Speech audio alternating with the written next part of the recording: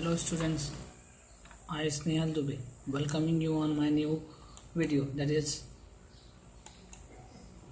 co-type and cell type of transformer. The co-type of cell type transformers. Here in this particular slide you can observe the figure of co-type and cell type transformer.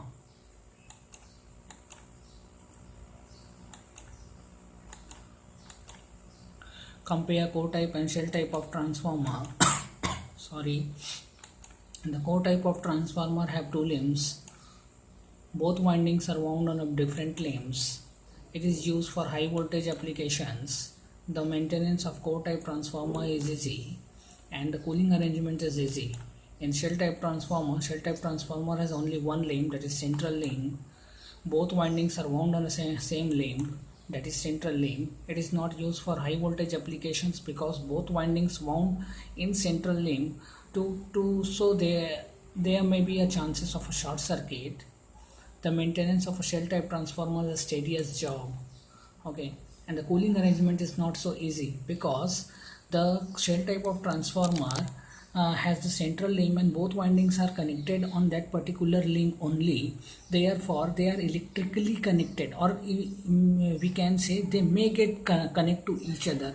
Therefore we cannot use shell type of transformer for the high voltage applications. Okay, in comparison with the shell type of transformer, the core type of transformer can be used for the high voltage applications because both windings wound on a separate limbs and they are not electrically connected.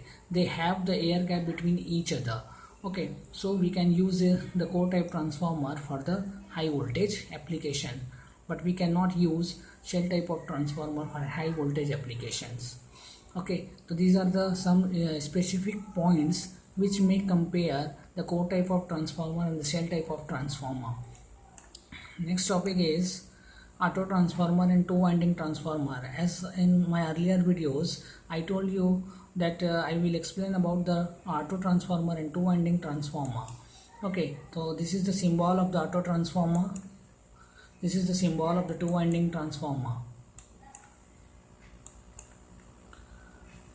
Next topic is compare auto transformer and the two winding transformer. Auto transformer and two winding transformer. It has auto transformer will have the single windings.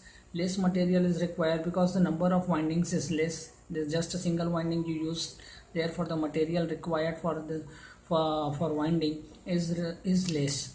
Okay, lighter in weight. Winding material is less. Therefore, the weight will be light. Okay, and the required less space as size is small. Efficiency is high. Less loss occur. Applications as a demonstrate in laboratories, as a booster, as a starter for three-phase induction motor. Okay, two winding transformer. It has two winding, that is primary and the secondary windings. More material is required. Okay, weight is more, it is heavier than the auto transformer. Efficiency is less, losses is high, and the application used as a distribution transformer. Okay, next topic is ideal transformer. The characteristics of the ideal transformer. The ideal transformer will have the same number of turns on primary and secondary winding, that is N1 is equal to N2. The ideal transformer consists pure inductive windings. Okay, the ideal transformer consists pure inductive windings. That means the windings may not have any kind of resistance on it. Okay, there is no ohmic loss in ideal transformer as the winding is pure inductive. Therefore, the ohmic loss does not occur in ideal transformer. Okay, because the ohmic loss occur because of the resistance of the winding. Its efficiency is 100% because ideal transformer does not have any kind of losses. Therefore, its efficiency is 100%. Only magnetizing component of current will flow through the primary winding of ideal transformer, which is responsible for the production of the flux. Okay, next topic is here you can see the diagram of the ideal transformer and the phasor diagram of ideal transformer. In my further slide I will explain the phasor diagram of ideal transformer. First of all, from figure you can observe that the flux taken as a reference phasor, because transformer is a constant flux machine, therefore you can use flux as a reference phasor. the V1, that is primary supply voltage, will always leads flux by 90 degree. The E1, that is self-induced EMF induced in the primary winding, which is always opposite or which is always in outphase to the primary supply voltage, that is V1 and E1 always in opposite direction, or we can say the E1 lags behind the 90 degree by the flux phi. Okay, next E2 is always 90 degree behind the flux phi, and the magnetizing component of current Im is always in phase with the flux phi because it is responsible for the production of flux, okay, in ideal transformer. So this is the explanation I have written in my further slide about the phasor diagram. So explanation of the phasor diagram, as you can see, while drawing a phasor diagram of transformer, must take flux as a reference phasor because transformer is a constant flux machine, and we can always take the reference quantity which will be the constant quantity of a particular device or particular circuit. Okay, the supply voltage V1 leads flux by 90 degree. E1 is exactly in phase opposition to V1, or we can say it is in phase with the E2. E2 lags behind by the flux by 90 degree. The magnetizing component of current is in phase with the flux always. Question: write the characteristics of ideal transformer and also draw its phasor diagram. This question may ask many times in the exam. Okay, next topic is rating of the transformer. Okay, why the transformer rating is in VA, KVA and MVA? As the transformer is a static device and having only two main losses, that is iron loss and the copper loss, these two losses are depends on voltage in VA. As transformer always works on high rating, therefore we can write transformer rating in KVA and MVA. Okay, so in transformer actually we have two types of the losses, that is iron loss and the copper loss. The iron losses depends on the voltage and the copper losses depends on the value of the current flowing to the primary and the secondary winding. Therefore, the rating of transformer always taken in a VA. Okay, next topic is question: why transformer rating is in KVA? Explain. This question is also asked many a times. Working principle of the transformer. है ना, this working principle I am explaining according to the core type of construction of transformer.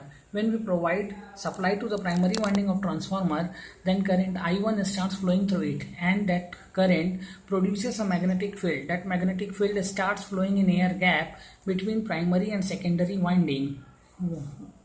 When this rotating magnetic field link with the primary winding, and according to Faraday's law of electromagnetic induction, EMF induction occur in primary winding, that is E1. This E1 is also known as the self-induced EMF.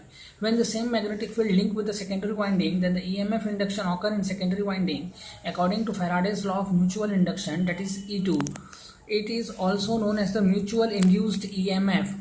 Thus, if the secondary winding having the closed path, then the current starts flowing through it and particular amount of voltage appeared across the secondary terminal. Hence, power get transferred from one circuit to another circuit without change of frequency. So that is the working principle of transformer. Okay.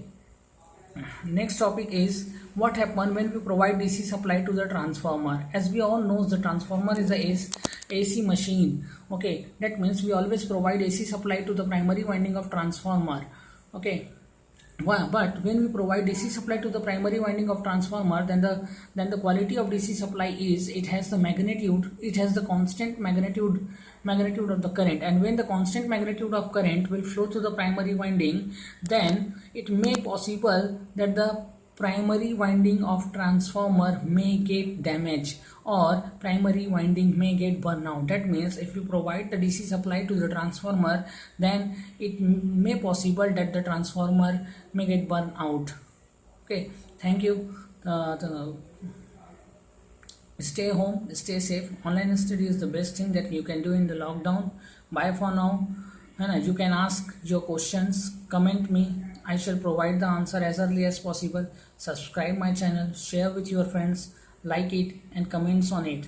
I will further upload more and more videos on the topic remaining topic of transformer, and also upload the videos on the DC machine, induction motor and many more, but in the same format. That is, I will make the slideshow, PowerPoint presentation and explain you. The numerical will explain by me in the further videos of transformer, definitely. Okay, thank you. Thank you very much.